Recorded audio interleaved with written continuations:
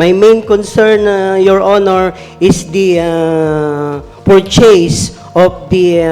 rice produce of La Union farmers, farm workers, farmers cooperatives, and farmers association by the provincial government of La Union.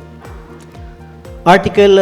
13, Section 5 of our 1987 Constitution mandates the state to recognize the right of farmers, farm workers, landowners, as well as farmers, cooperatives, and independent farmers organization to participate in the planning and implementation of development program, especially agricultural development program, and to extend support to agriculture, financial, material, production, marketing, and other appropriate support services to our farmers, being one of our in-need marginal sectors in the society. Pursuant to the said constitutional provision, Section 17, Paragraph 3 of Republic Act 7160, otherwise known as the Local Government Code, considers it as priority to extend agricultural extension services to farmers, as well as assistance in the organization and development of farmers, cooperatives, and farmers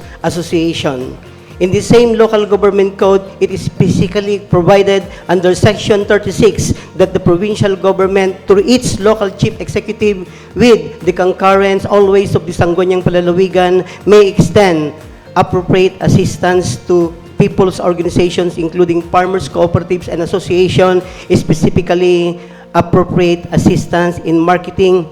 including financial assistance and other projects which are socially oriented and economically beneficial.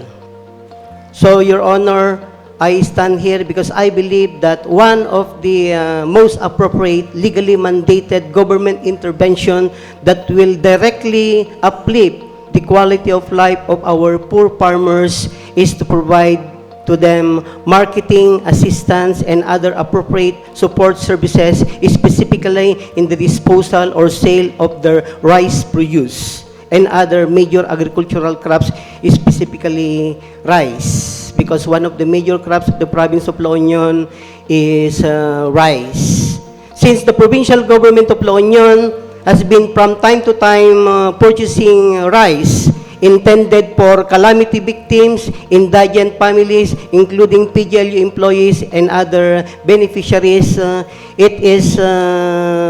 practical and economically beneficial for the provincial government of La Union to just purchase the rice produce of our La Union farmers, farm workers, farmers cooperatives, and farmers association, instead of purchasing rice produced in Isabela, Nueva Ecija, Pangasinan, Ilocos Sur, and Norte, because in that manner, we could directly uplift the quality of life of our poor farmers, because they are assured that the rice produce will be converted into cash. And last month,